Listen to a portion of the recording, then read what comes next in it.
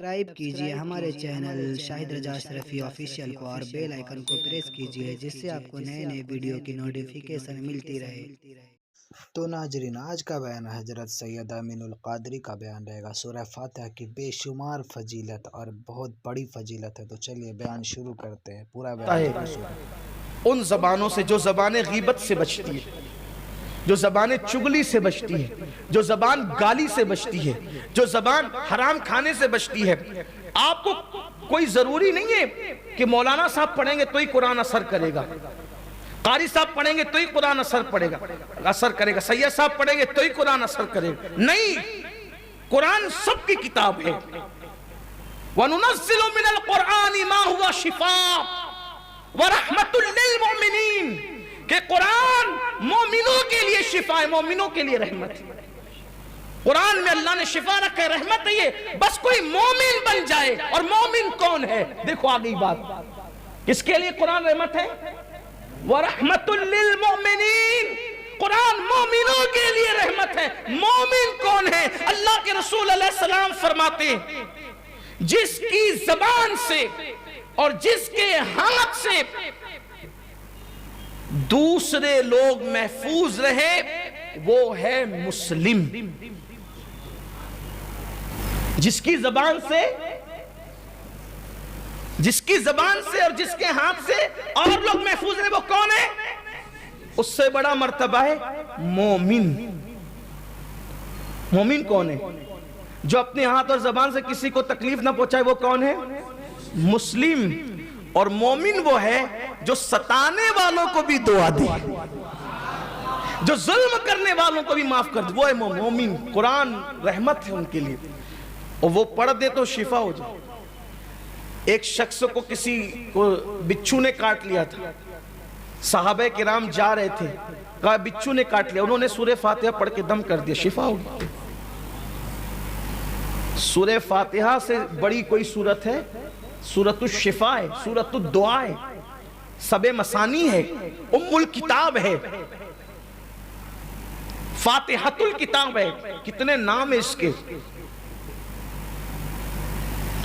سورہ فاتحہ۔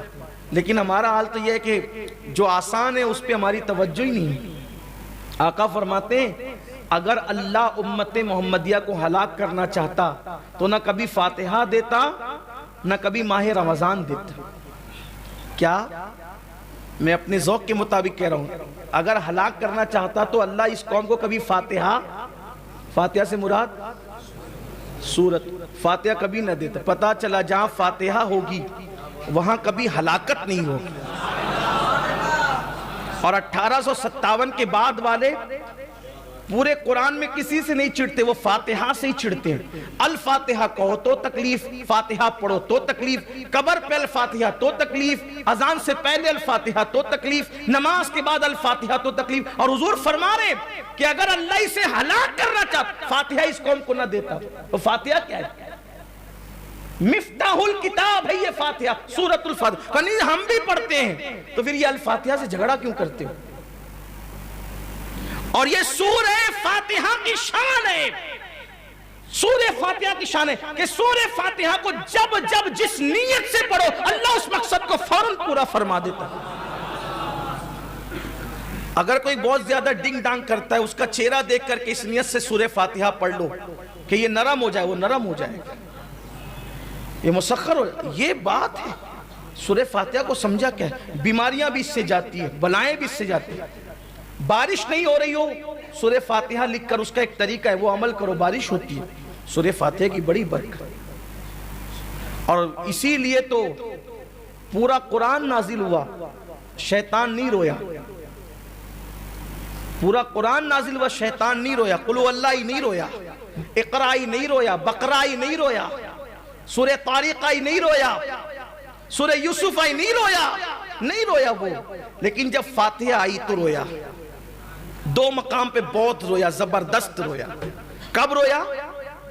جب سورہ فاتحہ نازل ہوئی تب رویا۔ اور اللہ کی شان بھی دیکھو، جس سے وہ رویا ہر سورت کو ایک بار نازل کیا، لیکن جس سے وہ رویا اللہ نے ڈبل نازل کیا۔ اسی لیے اس کو سبا مسانی بھی کہتے ہیں، دوبارہ نازل کیا۔ کوئی سورت دوبارہ نہیں آئی ہے،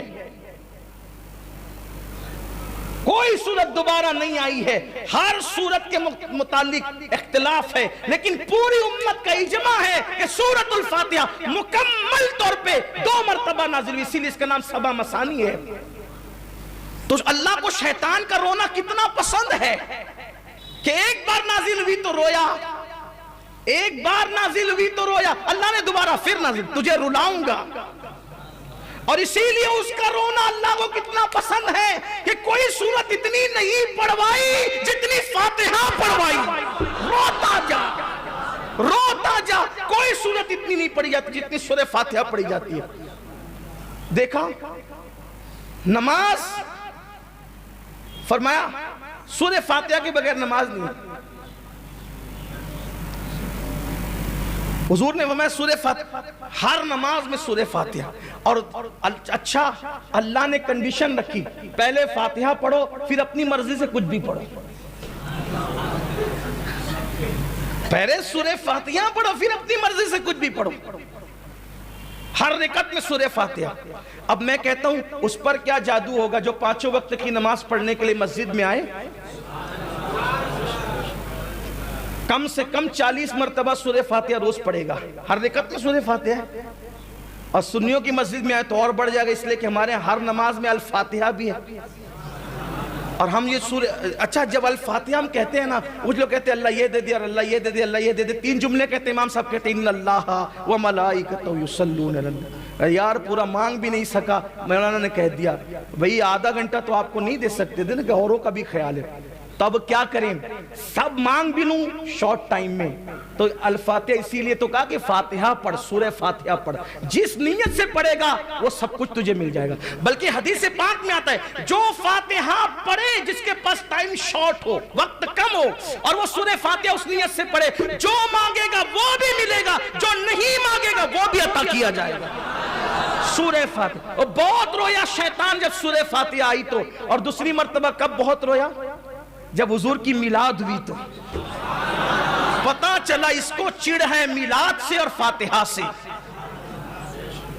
اس کو چڑے میلاد سے اور فاتحہ سے. پھر سنیوں نے اس دن سے ٹھان لیا شیطان جی اگر آپ کو تکلیف ہے میلاد اور فاتحہ سے، ہم کچھ کریں نہ کریں فاتحہ بھی کرتے رہیں گے، میلاد بھی کرتے رہیں، حشر تک ڈالیں گے ہم پیدائش مولا کی دھوم، مثل فارس نجد کے قلعے گراتے جائیں گے، خاک ہو جائے عدو جل کر مگر ہم تو رضا، دم میں جب تک دم ہے ذکر ان کا سناتے جائیں گے.